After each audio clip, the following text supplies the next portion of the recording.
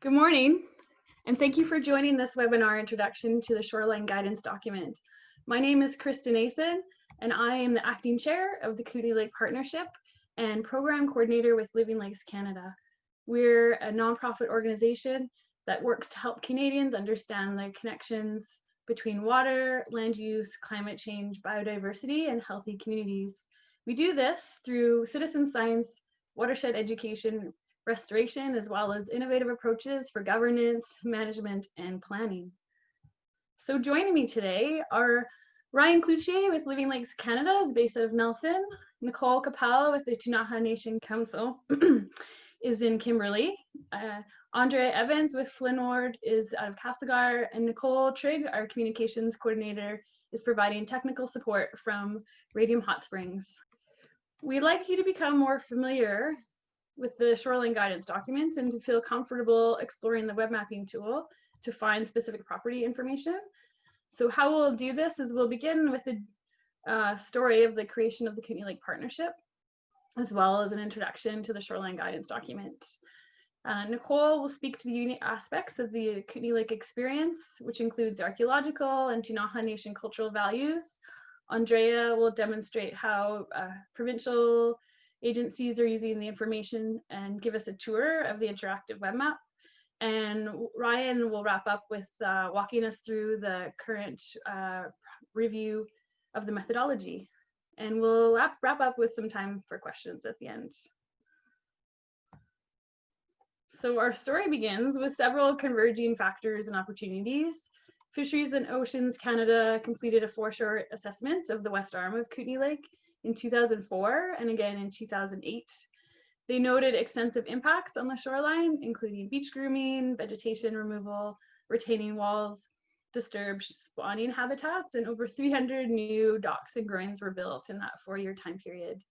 Many of these alterations proceeded without permits and were not in compliance with best management practices. Yakanuki, the Ktunaxa Nation, and various lakeside communities were raising concerns about cumulative impacts of shoreline development, as well as government agencies around the lake observed policy conflicts, a lack of enforcement, coordination, communications, and were looking for opportunities to address development pressures and coordinate overlapping responsibilities. So the partnership was formed to support a productive and healthy lake ecosystem that sustains environmental, community, recreational, Aboriginal, and aesthetic values of Kootenay Lake. We're funded by our partners and agencies with jurisdictions around the lake, including local, provincial, federal, First Nation governments. And we are funded by our partners as well as local industry and granting agencies. This workshop is brought to you under a grant by the Real Estate Foundation of BC. So in addition to the local, provincial, and First Nation governments with jurisdiction around the lake, 4 nonprofits have joined in recent years with a non-voting advisory role. So the partnership decided to look beyond the West Arm to collect a full foreshore inventory mapping review for the entire lake. The SHIM is a methodology that develops shoreline management guidelines to improve our understanding of the ecological value of shorelines and directs development to protect those values. The KLP took a unique approach to this federal protocol by integrating archaeological values and Ktunaxa cultural values into the document. And overall was developed to clarify and streamline decision-making processes between First Nations, agencies, proponents, and stakeholders. The shoreline information has been gathered also for Slocan Lake and Brilliant Hen Ponds in the West Kootenays. Our sister organization, the East Kootenay Integrated Lake Management Partnership, conducted SHIM projects for over 10 lakes in the East Kootenays. So in summary, our shoreline guidance document includes mapping, activity risk tables, design and assessment standards, and decision-making flowcharts. So up next, Nicole Capel will guide us through the archaeology and the story of the Ktunaxa cultural values. Nicole Capel is the Land Use Research Program Coordinator with the Ktunaxa Nation Council.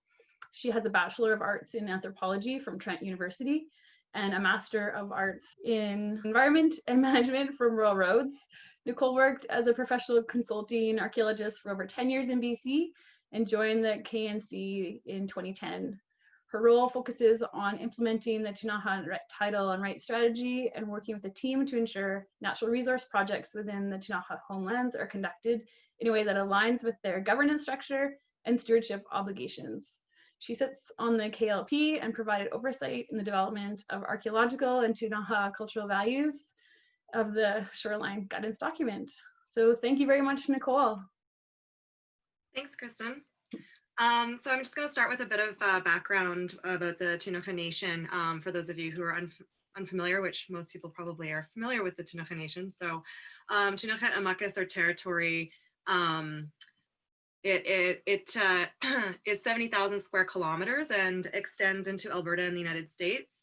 Kootenay Lake is located, my power is flickering on and off here, so if I cut out, suddenly it's because we have a storm in Kimberley. I apologize. Sorry, the Kootenay Lake is located in what Ktunaxa know as Utspu Amakas, which is the land of the wolverine. And the Ktunaxa people have occupied the lands adjacent to the Kootenay and Columbia rivers for more than 10,000 years. Historically, Ktunaxa communities were located throughout the entire territory, including the Arrow Lakes area, Kootenay Lake and Duncan Lake, the Elk Valley, the Crow's Nest Pass, and up around Golden and north around the Big Bend of the Columbia River. Specifically around Kootenay Lake, there were the Akiskanook, today's communities of Akiskanook and Lower Kootenay. They met up around the Lardo area and Duncan Lake, historic Duncan Lake. They traveled down the west arm past Boddington Falls to the confluence of the Columbia River. They traveled into the United States to Kettle Falls, which is one of the largest pre-contact trading posts. And there were Ktunaxa camps all along the shores of Kootenay Lake, which can still be seen in the oral history and archaeological record and place names recorded around the lake. There was a community called the Gutmuknik, who were historic Ktunaxa people that occupied the Glacier Creek and Toby Creek areas, including Duncan River and prehistoric Duncan Lake, and descendants of the Gutmuknik and other Ktunaxa communities around Oatscott and the Arrow Lakes currently reside at Yakanuki and Akiskanook. So today, the citizenship of the nation is comprised of nation citizens throughout the territory. There are 4 communities or bands located in British Columbia. And then there are 2 what we call sister communities in the United States, the Confederated Salish Kootenai tribes in Montana and the Kootenai tribe of Idaho. The Ktunaxa Nation Council is the governing body of the nation. The highest level of government for the council is the Executive Council, and that is comprised of the chief of each of the 4 Canadian bands, and then the chair of each sector council. And then they, the 5 chairs and the 4 chiefs elect a nation chair, and our current nation chair is Catherine Tenise. The Nation Council has 5 sectors that have operational staff, myself included, and then each sector is governed by a sector council comprised of 1 member from each of the 4 communities. So the sectors within the KNC are the economic investment sector, social sector, education and employment, traditional knowledge and language, and then lands and resources, which is the sector I work for. When we started looking at, actually kind of going back to the East Kootenay Lake Management Partnership and the development of the Shoreline Guidance Documents for East Kootenay Lakes, one thing that we found when people were applying for permitting around the lake, they would use the Shoreline Guidance Document, but they would assume that the Shoreline Guidance Document covered things like archaeological value. And so we recognized that as a gap, and then talked a bit more about cultural value as well. So when the Kootenay Lake Partnership determined to do a Shoreline Guidance Document for Kootenay Lake, the Ktunaxa Nation, including Lower Kootenay Band, requested that we add archaeology and cultural values.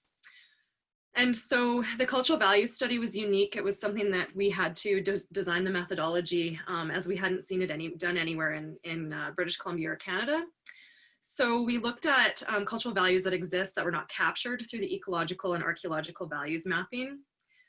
So we did use the ecological and archaeological inventories, but then we added to it by doing archival review, interviews with knowledge holders, and field verification. And the results are mapped values along the shoreline. What's publicly available is a color coding system, which you'll see later, that indicates whether a cultural value is present or absent within each shoreline segment. And where there is a cultural value present, then we're asking for enhanced engagement. And so for people who are familiar with the Chinook Nation BC Strategic Engagement Agreement, enhanced engagement would be a level 2 or higher engagement. And some of the other values that we mapped over and above ecological or archaeological values include things like trails, habitation areas, harvesting areas, spiritual places, places where people access the lake, places that have stories or place names associated with them. And then we also did a field verification. And so this is just a photo of some of the elders out on the lake where we did map-based interviews and then went on to the lake to verify this, and it was conducted over several years. This is a location where one of the elders from Lower Kootenay, his parents, he used to live here for a few months out of the year in order to harvest. And it's interesting because up in the top above on the tree, there's a sign that says no camping. And at this location, when we were in the field, one of our elders also found an archaeological artifact in this location. And this artifact is made of Kootenay argillite. It's called a biface thinning flake, and likely somewhere in the vicinity of 4,000 to 7,000 years old. And so we find it really interesting that there's evidence of occupation of this area that is that old, but then also into present day with one of our elders' parents camping in this location as well. And then finally, we have a partnership with Department of Fisheries and Oceans, where we have Tunuka and KNC staff who are trained and have a mandate to enforce legislation, including the Fisheries Act, on the lakes within Tunuka and Muckus. So there we recognize limited capacity within British Columbia and DFO, and so KNC is willing to step in partnership and provide some compliance and enforcement. So we have been doing compliance and enforcement on Kootenay Lake under the Shoreline Guidance Document for several years. Thank you so much, Nicole. Next, Andrea Evans, the authorization specialist working with the land tenure team, will walk us through how she uses the Shoreline Guidance Document. Andrea has completed a bachelor's in environmental studies at UVic. She's worked with land tenures in the South Coast and the Kootenay since 2016 with a brief role with Front Counter's Natural Resource Specialist team. Andrea's involvement with the Shoreline Guidance Document has been short and sweet. She's been in her role for just over a year now. Andrea is on the technical committee for the KLP Shoreline Guidance Document and on the Foreshore inventory mapping methods review. Thank you, Andrea. Morning, everyone. So I'm going to be running through a couple of examples. One real application that we've received in land tenures, and then one fictional application in a high-risk area to show you how the document might read depending on the type of application and the level of risk associated with the area of interest. Here. So across our ministry, lots of different technical departments use the Shoreline Guidance Document. We've got folks from Habitat here today, lands, water, front counter, and First Nations relations on this webinar today. So speaking with the natural resource specialist team who do the intake applications for lands and water, they are aware of the document and they'll refer the public to it, but don't necessarily use it as a core component of their review process. For lands, we're using it at the land officer stage. So we are looking and going through the document and the mapping and trying to determine what kind of level of risk is associated and use that as part of our recommendation to the decision maker. From water authorizations, it sounds like it's being used similarly, but just like with lands, it kind of varies from water officer to water officer how exactly they're using the document in the review process. And then I know the First Nations Relations team also refers to the document and will also get responses from First Nations that refer to the document, so they also are using it as well. Kristen Murphy is a habitat biologist in Nelson, and she is also on the same technical committees as me, so I just asked her to jump in and let us know how Habitat uses the Shoreline Guidance Document. So take it away, Kristen.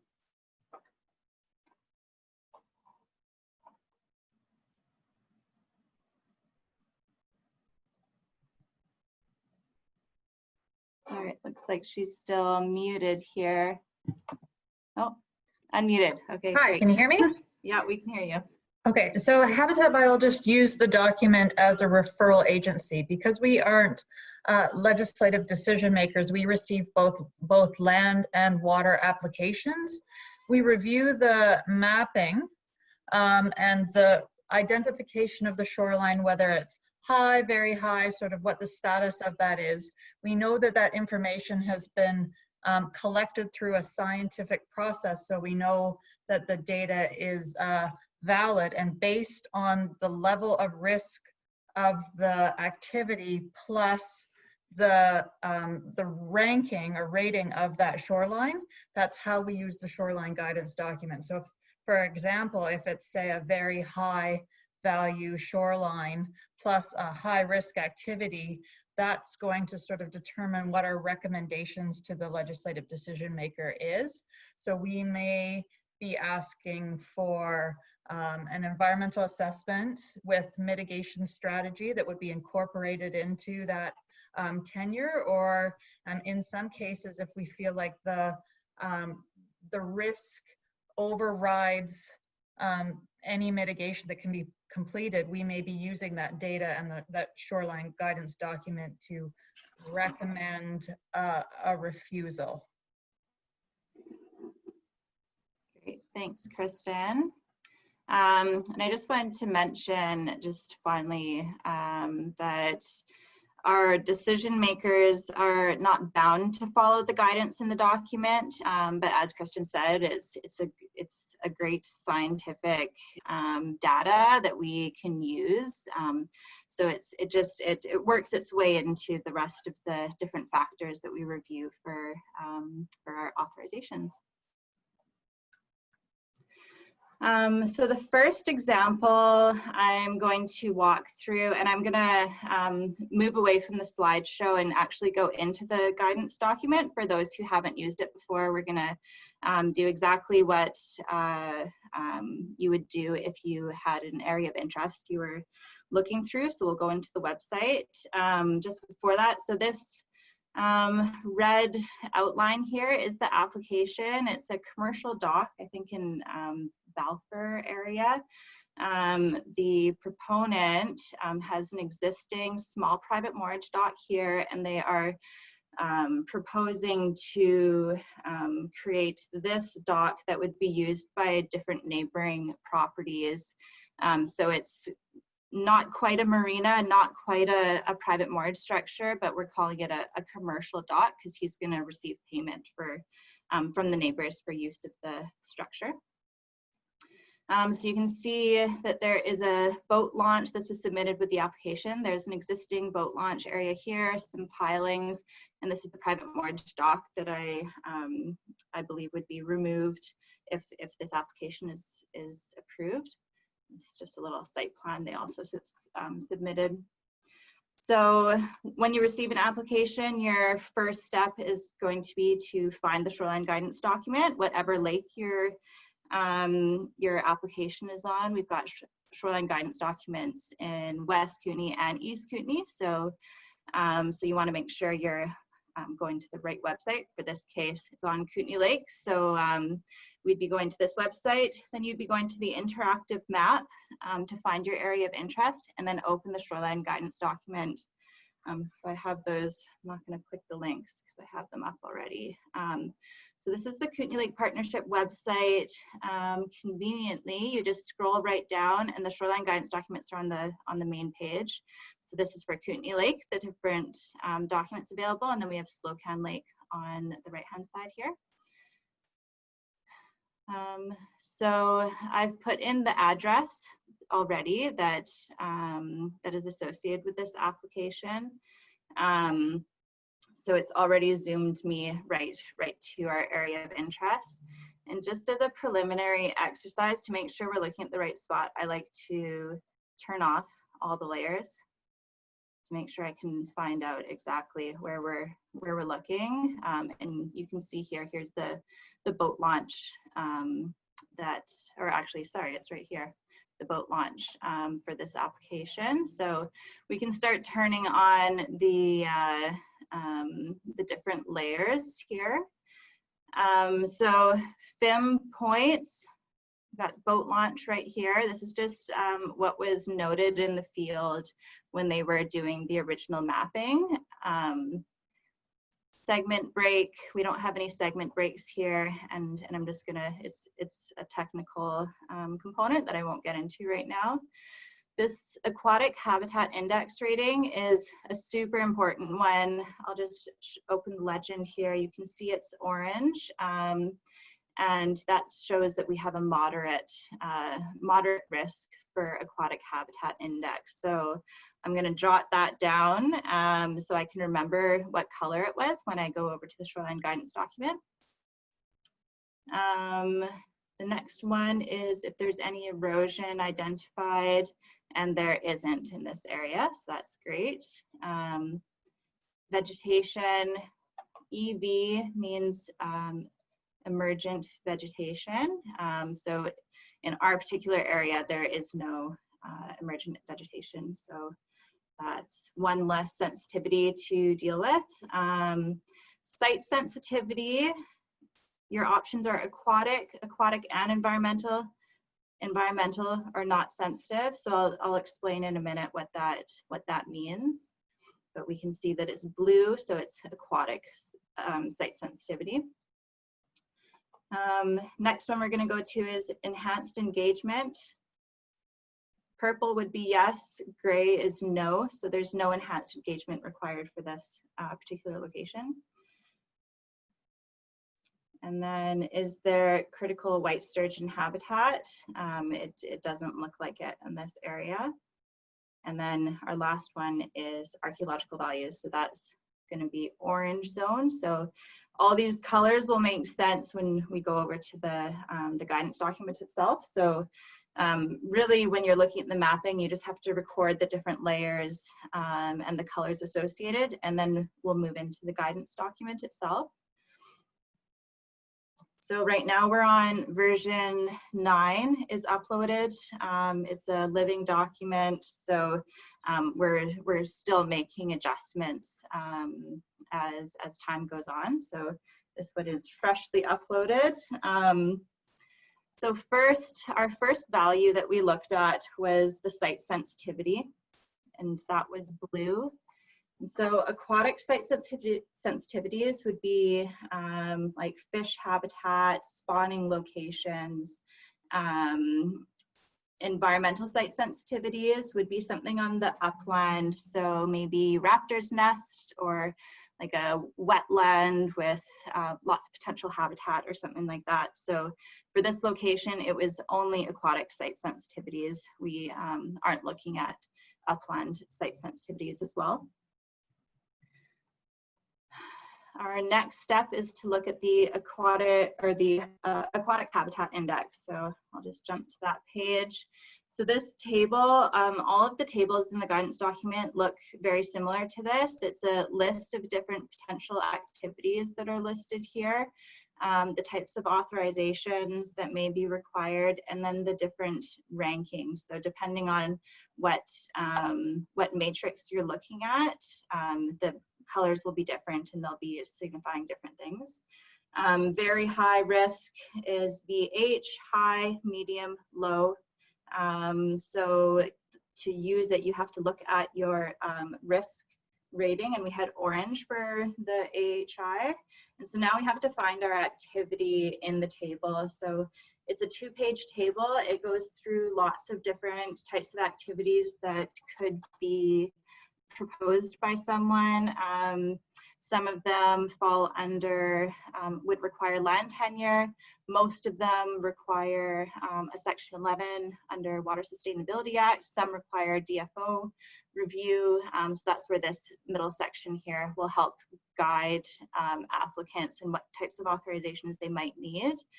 And they're kind of separated into different types of categories like dredging and erosion, etc. So we are going to go down to where we see some of the modifications like boat launches, docks. So we know this application is a commercial dock.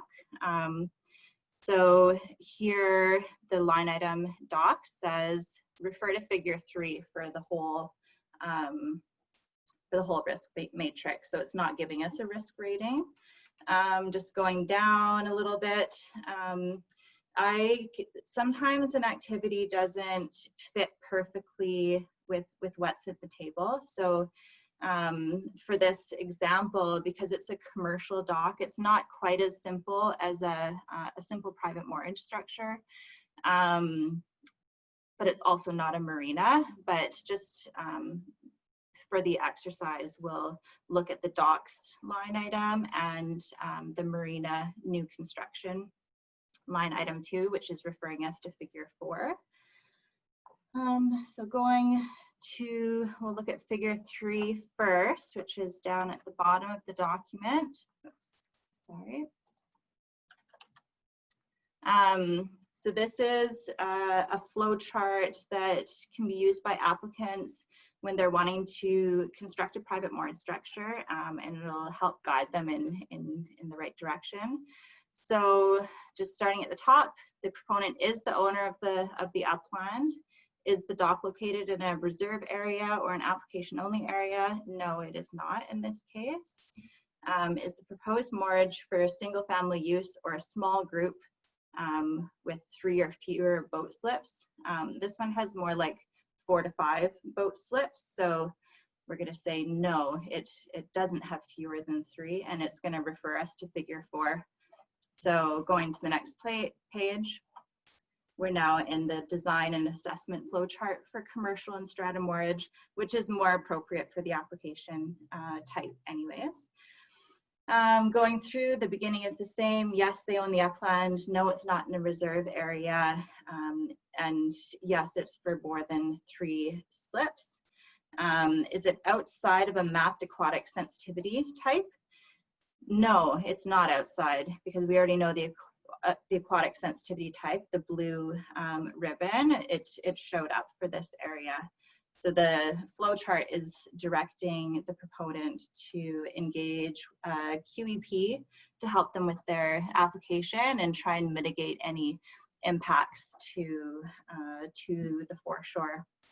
And then I won't go through the rest, but we're all pretty familiar with application process here. So it eventually directs you to apply for your land tenure in Section 11.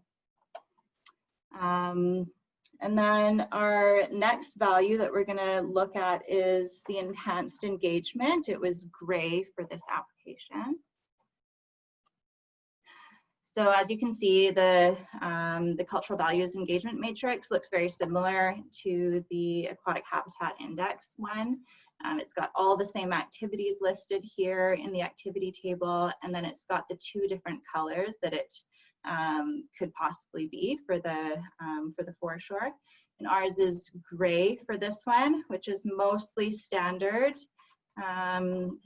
engagement. So docks fall under the standard, and so does marinas. So that's great. There's nothing extra required of the proponent at this stage for engagement. And then our next value we're going to look at is archaeological potential. Again, the table looks very similar, and our color for the archaeological potential was orange. So going down to our activities,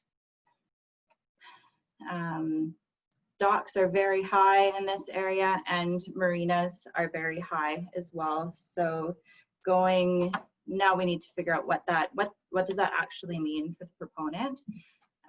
So this is just on the next page where it talks about what the different levels are. And a very high risk activity, the document is asking the proponent before application to consult an archaeologist and retain an in-field archaeological assessment.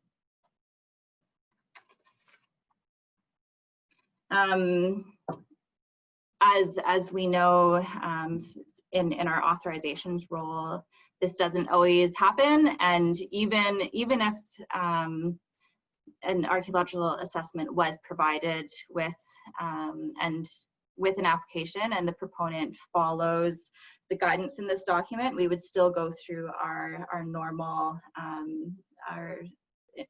First Nations engagement process. So consultation would, this doesn't have any consideration for the actual consultation process, but as always, it's useful the more information we have up front. Are there any questions about this example in particular before I move on to the next one? Andrea, there is one question. Does the document specify which professional designations are considered to be a qualified environmental professional? I'm not quite sure if that's listed somewhere. Yeah, I'd have to take a read through it, but yeah, if that, like I said, it is a living document. So if that is information that that we think should be provided, then that's something we can definitely look at the technical committee.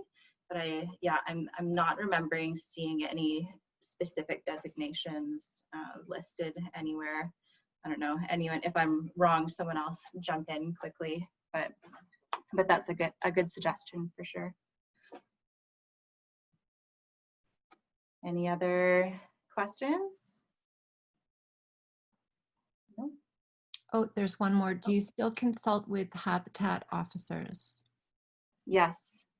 Yeah, we still follow our normal process with or without the Shoreline Guidance Document being followed by the proponent.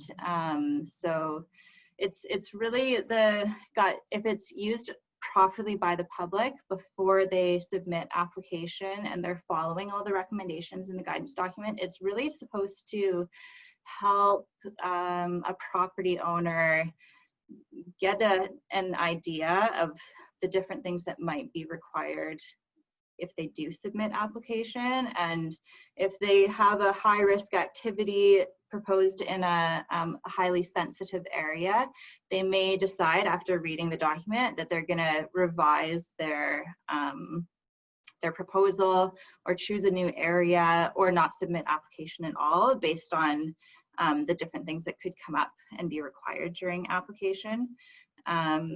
So that would be that would be best case scenario if the Shoreline Guidance Document is being used appropriately by the public. So there's a follow-up question. Then do you know if and how habitat officers are following this guideline?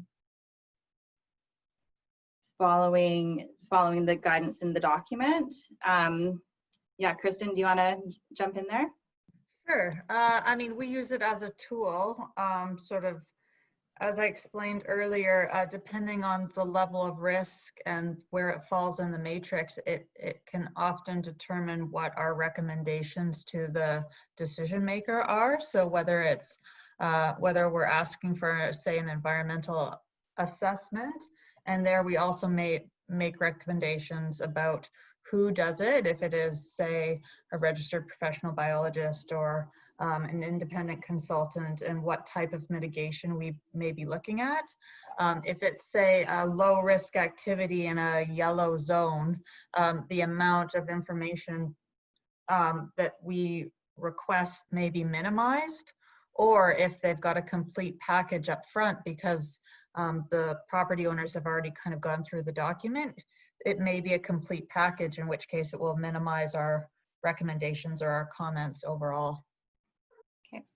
All right, moving on to the next example. This is a fictional proposal, so this isn't a real application, but we wanted to choose an area that is considered quite high risk.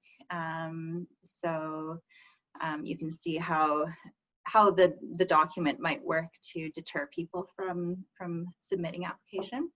So this is Crawford Bay Community Park. It's an RDCK park. The proposal I've chosen, they want to make changes to the foreshore by dredging and constructing a new boat launch for the park. So we'll go to the document. It's got to put in the location. The address it isn't always accurate, but here's the park here. We'll just zoom in a bit more. So this is actually, I think, an existing boat launch right here, but just for the example, we'll propose one right here. And like I said, I just like to turn everything off because there are so many layers. Sometimes the different colors on top of each other, you can't see everything. So it's kind of useful to turn them all off and go one by one. Fem points, just because we see a couple here, we'll just talk about that. And it's identifying a creek or river mouth. Fem segment break, since we see one right here. My understanding of segment breaks is that the area that is being determined with different index ratings, they have to have a start and end point. So this is identifying, this is where a different index would be identified, and this is where the people doing the mapping out in the field is where they identified that, and it is often around creek mouths or something, just places where you might see increased aquatic and environmental habitat. So looking at our AHI rating, it's a dark red color, which is very high. So we'll just make note of that to look at in the document later. Is there any erosion identified in the area? And there is not. Lots of vegetation values. This is a wetland, so that should be no surprise there. We've got emergent vegetation all along our application area. We've got submergent vegetation, riparian vegetation, and cottonwood riparian as well. So, so yeah, lots of aquatic and upland habitat values here. Our site sensitivity, we'll just turn off the vegetation because there's so much, is an aqua color, which means that aquatic and environmental site sensitivities were identified at this location.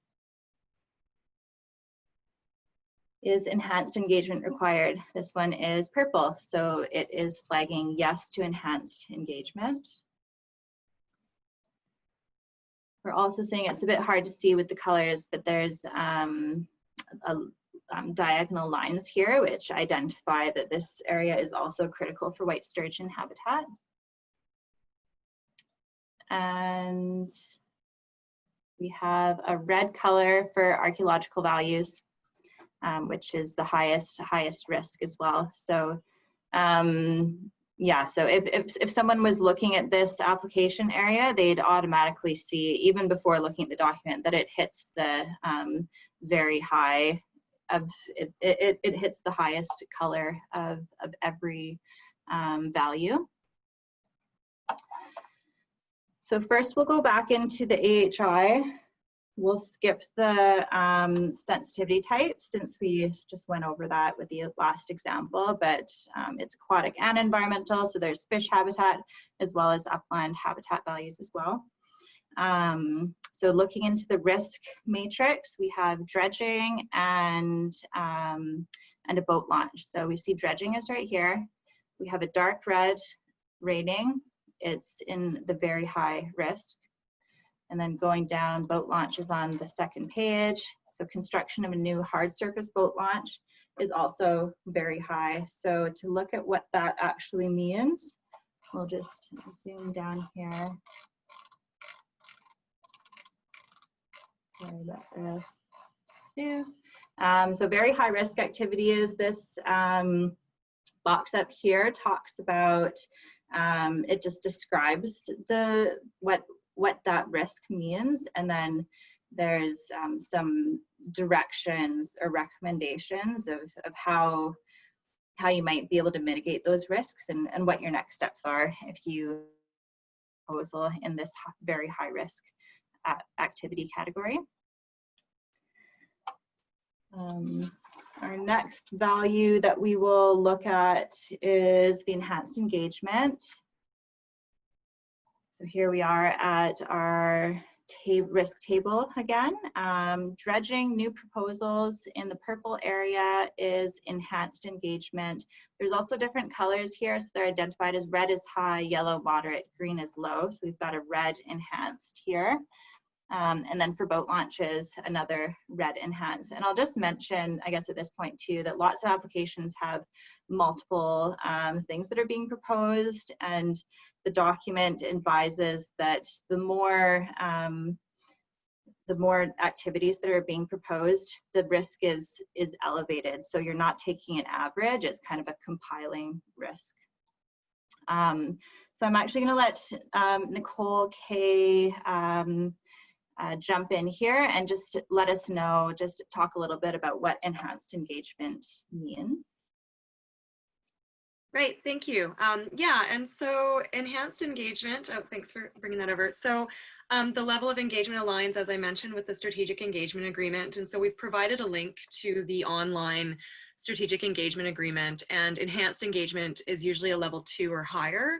And what it means is that we're just making the public and the provincial and regional district governments aware that there's likely a cultural value within the segment somewhere, which would require additional conversation with the Ktunaxa Nation, including Lower Kootenay.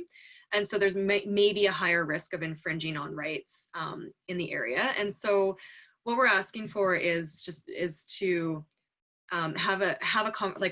start a conversation about what that is. And so the KNC and Lower Kootenay hold the kind of background information to what is within the segment. And so within this segment, it could be that it was identified, like as we saw, that there was white sturgeon habitat, and Ktunaxa have a very close connection to sturgeon. And so a lot of Ktunaxa individuals know where sturgeon habitat is, and they it's a cultural value and they want to protect it. And so that could have been why this was flagged as enhanced engagement.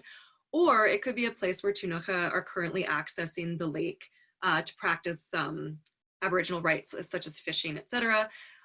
Additionally, this could be an area that is connected to a part of the creation story. And so, like, you know, we don't know, like, it's not a publicly available what the cultural value is there, but when you contact the Ktunaxa Nation or Lower Kootenay, staff at those two offices would be able to look and find out exactly what the cultural value is. And so if you're looking at something like, if it was part of the creation story and the application is to dredge and build a boat launch, yes, that likely would not have an impact on the ability to continue to transmit knowledge about the creation story. But if it was around the white sturgeon habitat and that was the cultural value identified, then the dredging and the boat launch would impact the cultural value. And so we would be looking at a way to mitigate that, or to potentially, you know, redesign or something like that. So yeah, so I mean, it really just triggers more of a conversation and identifies to the public and to other regulators that there's something here the Tinaja want to talk about. Great, thanks, Nicole. So the last value that we'll look at for this location is archaeological again.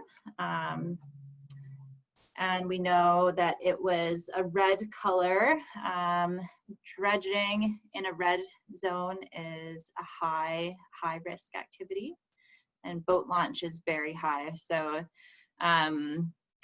if we're looking at cumulative impacts, then we could imagine that it's just going to be very high, but we can look at, I'll just show you the difference between a very high and a high risk. So the high risk is also recommending that the applicant contact a consulting archaeologist, but in this one, it's recommending that at least a desktop review is done, whereas the very high risk is an in-field ARC assessment. So pretty similar, but still requesting that the proponent does that archaeological work up front, or gets the archaeologist to do some work up front before an application is submitted. So those are all the values I'm going to talk about for this example. So I hope you guys can see just the contrast between the two, that if this application in particular in Crawford Bay was submitted, it would likely get expensive for the proponent. It would be a difficult process. So anyone's still welcome to submit application in any area that is deemed compatible. But as you can see, there's a lot of very high risk activities being proposed in this area. So it would be unlikely to actually be approved. And that's just the risk that the proponent would be taking. Yeah, so if it's used appropriately, the document should be some guidance for property owners on how an application might go, and they can adjust their activities, like Nicole was saying, to try and mitigate any potential impacts, or just choose another area altogether. So that is the end of that example. Does anyone have any questions about this one, or about how I presented it, or the materials? There doesn't appear to be any questions, Andrea. Okay, then that's it for me. Great. Thank you so much, Andrea. So up next, we have Ryan Cloutier, the Fem Project Manager with Living Lakes Canada. He'll walk us through the methodology review and some next steps. So Ryan brings us a wealth of knowledge of project management and technical experience from working in consulting with industry and government. Ryan holds a master's degree in science from Simon Fraser University and is a registered professional biologist. He's also a certified commercial diver, stats and data lover, and part-time blogger, and lives in Nelson with his wife and 3-year-old daughter. Thank you, Ryan. Thanks for that introduction, Kristen. My name is Ryan Cloutier, and I am the acting Fem Program Manager. I say acting because I'm taking over for Heather Leashide. That's who's featured in this picture here. So I'm pretty new to Fem, or FIMP, as I'll introduce you to. It's a new acronym. It's really chaotic with acronyms, so I apologize up front, but we've decided to call it FIMP. And I'll speak more about that on the next slide when I put it all together. But I'm new to Fem. I'm a biologist with an identity crisis. So I'm not sure if I'm a marine biologist anymore, or if I'm a freshwater ecologist. I'm still figuring that out. My formal training is as a marine biologist, and I started my career in Vancouver. And I recently moved to Nelson about 3 years ago. And of course, I've been kind of expanding and becoming more freshwater, more of a freshwater specialist. Okay, so with that, I'll take the next 4 slides to speak generally about Foreshore Integrated Management Plan project. And that's the big term that we give to sort of 3 subcomponents of the program that, you know, we talk about these 3 things quite regularly. So I'll introduce the history, the framework, and then a bit more about the current project. So Heather and Bruce, you might know Bruce MacDonald as well. They put together a successful grant application to DFO and won some funding to carry this work forward. So to survey more lakes and to refine the methodology or update the methodology. There we go. So as I mentioned, there's tons of acronyms. So I've put a list of acronyms up here, and you can refer to it. I won't read them out, but it gets confusing. So there it is to kind of help us along. So the history of FIM, again, Foreshore Integrated Management Planning is the overarching term that we're going to use. So the history of FIM really started back in 2001 with the sensitive habitat inventory mapping methodology. And this was a methodology that was designed for use on streams.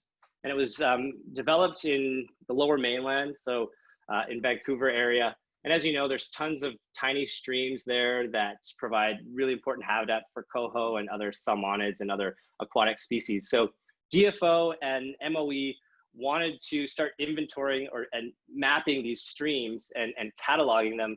And they need to formalize a method so that you know, things were consistent and comparable. So they wrote up this report here, 2001, and it really was the foundation that FIMP has built upon and used to move forward. In 2005, the Regional District of Central Okanagan took SHIM and applied it on a lake, a big lake, Okanagan Lake. And so this is really a transition period for SHIM becoming FIMP or FIM, Foreshore Inventory and Mapping, as you're probably all familiar with. So it was a successful project. They used the methodology, did it on a lake, and again, it still was SHIM, but being applied to a lake. It wasn't until 2009 that the methodology became FIM. And a consultancy based out of Kelowna called Ecoscape wrote up the methodology, published it, and that's really been the guidance document for how to do one of these surveys that's been used for the last 10 years. And as you can imagine, there's tons of lessons learned between then and now. And so part of the FIMP project that Bruce and Heather sort of started is to refine this methodology, update it, and take all of the lessons learned and put it back into this sort of this you know, this early version and develop an updated version. And the updated version, it didn't change too much. Really though, we really spent a lot of time trying to explain the core technical analysis. So that's going from the field survey, collecting the data, down to mapping the final product. So Andrea showed us the maps with the color ecological rankings, the colored shorelines. So getting from collecting the data down to mapping those shorelines, there's quite a complex technical analysis that I don't think it was fleshed out, you know, well enough to be really easy to understand and implement. So we've worked on improving that. And anyways, in 2020, we completed, or 2019, we completed that document. We're calling it a draft because we plan to field test it this field season, this summer, and probably make some slight adjustments, and then it'll be a final methodology manual, if you will. So that's a bit about the history. For me, knowing this is important because it gets buy-in from you know, from a scientific credibility standpoint. It's been used for 20+ years. It's been used by multiple agencies. A good number of quantitative biologists, ecologists have used it and refined it. So for me, it is credible and it's solid. So that was the point of this slide, is to just show you that. All right, so the next slide here is going to be a diagram showing the 3 subcomponents that I talked about. So again, more acronyms. It's really hard to wrap your head around at first. So I came up with this diagram to just help put it all together, and it's really great. It'll help me walk you through the process of doing a FIMP survey and getting all the way down to that final report. So the first part is the foreshore inventory and mapping component. That's really the data collection, going out and doing your field surveys. So you can see in that first green box, field surveys. Drive around the lake in a boat and count everything you can. It's a little bit more complicated, but you're counting the number of docks, swim platforms, distribution of substrates on the foreshore, emergent, submergent vegetation, et cetera, et cetera. So quite a lot goes into the field surveys. But then there's also a really important component, the desktop review. So there's tons of provincial databases that have information about species at risk occurrences, critical habitat layers, and what have you. So we really encourage analysts to get those data and include them in your data set, essentially.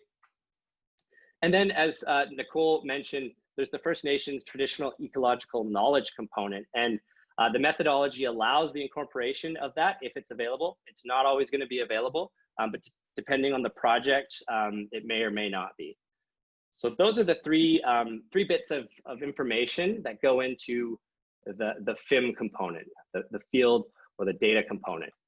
And that information gets summarized in a FIM summary report. Now, the FIM summary reports aren't, they're not like the integrated synopsis of what's going on. They're really a snapshot of different variables on the lake. So it's a snapshot of what's going on the lake. So again, the number of docks summarized, put in a figure, put in a table, the number of groins, boat launches, distribution of substrates and things like that. So if you want sort of, I guess it's baseline information, essentially, summary of what's going on in that lake, you can pull up these reports and get a good idea of what's going on. All right, so the next component is well, I'll start with the old acronym first, the Aquatic Habitat Index. And you see I've got it in brackets there, AHI. We've renamed this thing to the Foreshore Habitat Sensitivity Index. So this is what I mean by our core analysis. So we take the data from the FIM and run it through a sort of quantitative analysis. And the goal of the analysis is to take all those variables, compress them into something a little bit more easy to understand, intuitive, and applicable. So the nuts and the bolts are done in the background, and then the end result is that five-point ecological ranking scale. So from very low to very high habitat quality or habitat sensitivity. Okay, so it's also important to note that not all of the field data that gets collected goes into the FHSI. Some of it is just in the FIM summary report, and some of it goes into the final or the core analysis. As you see, the First Nations TEK information can take one of two paths. It can be incorporated into the core analysis, the FHSI, if it is unmasked and quantitative. So for a lot of reasons, First Nations TEK data will be sensitive and masked. And if that's the case, we can't really include it in that quantitative analysis. Also, if it's qualitative information, we can't include it because there's a lot of math and things that happen in the background there. So depending on the nature of that information, it gets carried forward in one of two paths. All right, so that's the second main component of the FIMP project that we talk about. The third one is the one that Andrea spoke a lot about, was the Shoreline Guidance Document, which we've now renamed as the Foreshore Development Guideline Report. So FDG, if you will. And this is kind of the final report that a lot of, that a lot of people use in day-to-day, in your day-to-day jobs, I guess. And again, it carries forward the results from that core analysis, the habitat sensitivity map. So the entire shoreline of a lake will be mapped and assigned a habitat ranking, again, low to high. And then with that map, you have the development guidelines that accompany it. So as Andrea mentioned, the activity risk matrix, or the ARM, is the core development guidelines that are created and support the interpretation of the habitat sensitivity map with the desire to develop on the foreshore. And you can also see the First Nations TEK information. It's carried forward. If you look straight down, it's carried forward either as First Nations traditional ecological knowledge polygons. So the information is mapped spatially and flagged for people to see and know that it's there. So it's to show that there's known fish and wildlife First Nations values in those places. And depending on the project, specific activity risk matrices or matrix can be developed for these polygons. But if they're just mapped, the ARM does not apply to the First Nations TEK polygons. And they can't, because they're very, very different. And if they're sensitive information, we don't really know what's there. So you can't apply the existing ARM guidelines to the TEK polygons, for example. Okay, so I think those are the three things that we talk about. And the last piece of the puzzle, which I want to highlight, is implementation. And it seems a little cliche, but it's really motivating for people like myself and others who are doing this work on the other side to see that it's getting used. So essentially, thank you for being interested in this and having and using this information, because it's all fine and dandy to do your surveys, collect your data, do your analyses, write it up. But if it doesn't get used, if it doesn't support decision making, then the impact of the program is really reduced. So I'm pleased to see coming onto this project that it's got a good track record of implementation and use. So wanted to highlight that.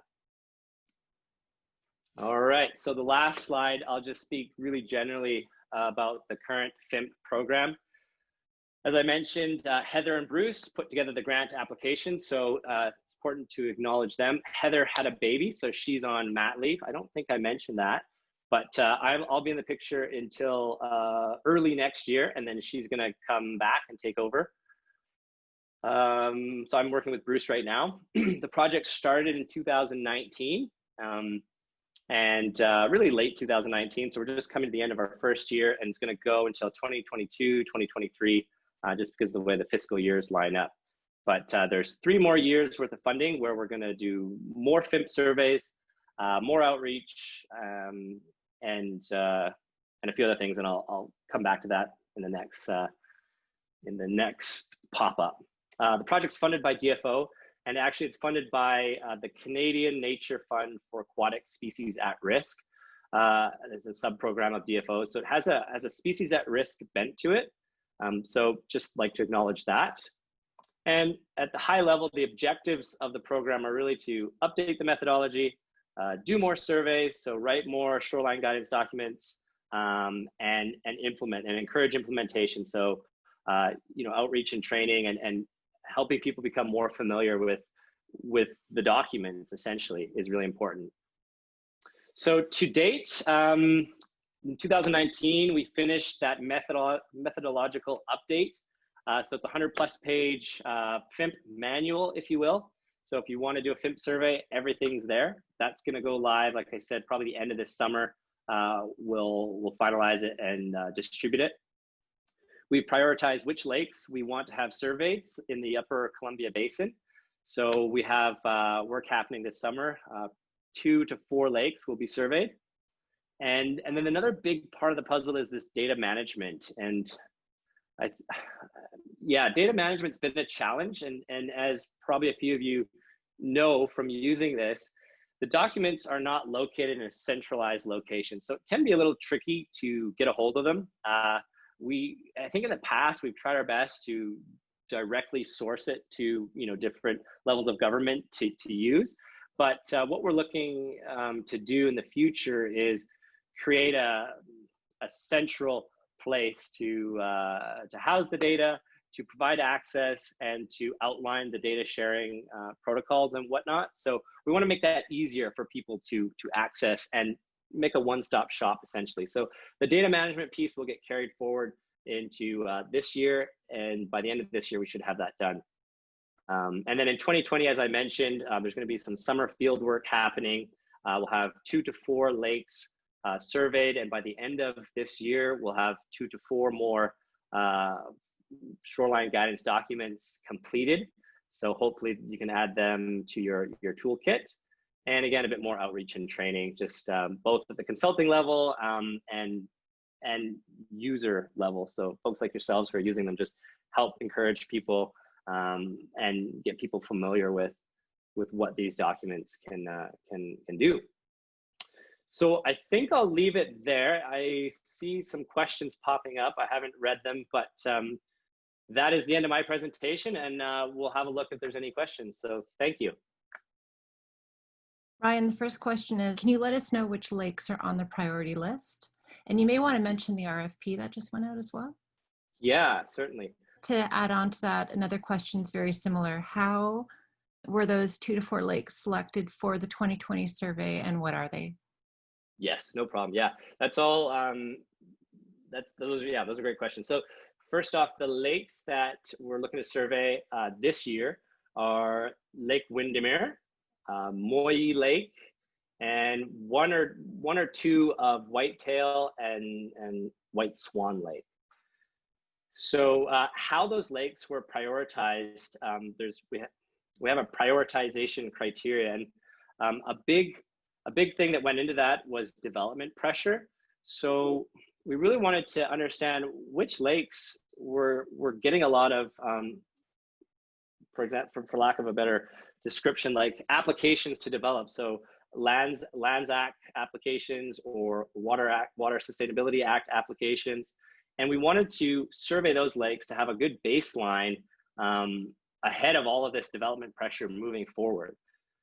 So that was one big criteria. Another criteria is species at risk. So as I mentioned, there's kind of a species at risk bent to this project. So DFO likes to see us surveying lakes that host species at risk. So we've done an assessment of a good number of lakes and looked at which ones have species at risk present and how many, essentially, kind of how many and how big of an area do they occupy. There's a few other criteria, but it was scientific as much as we could make it. And then there's a little bit of subjectivity and professional judgment, of course, thinking about refimming, for example, doing a second FIM or FIMP assessment to see the rate of change, to see how, what development has actually happened from 10 years ago, for example. I think Lake Windermere was surveyed 10 or 12 years ago. So it was a priority lake to have done right up front. So the RFP, so there's a request for proposal out on Living Lake's website, and we're taking proposals from qualified consultancies to do these surveys. So it's the full suite, so from start to finish, the FIMP surveys, the technical analysis, and the report writing.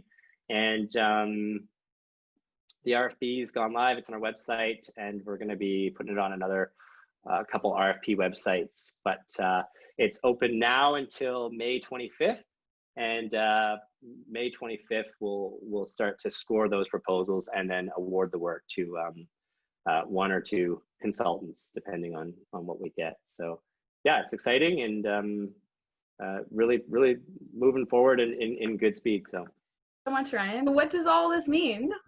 The Shoreline Guidance Document does differentiate the level of guidance required for the associated risk for an activity.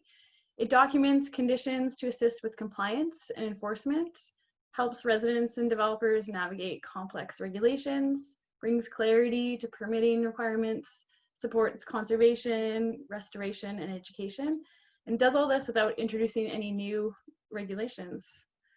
So in terms of next steps, the intent of the documents is to provide certainty for landowners and developers while protecting important fish and wildlife habitats, archaeological and cultural values, and improving scientific knowledge for decision-making. In the East Kootenays, local governments have taken the mapping and information in the management guidelines and have incorporated that into their local bylaws. in the West Kootenays will continue to increase awareness in local communities about the Shoreline Guidance Documents. Some highlights for this year include engaging the realtor community. We hosted a webinar last week with their professional association introducing the information. We've sent out information package to shoreline property owners and contractors who work on the foreshore.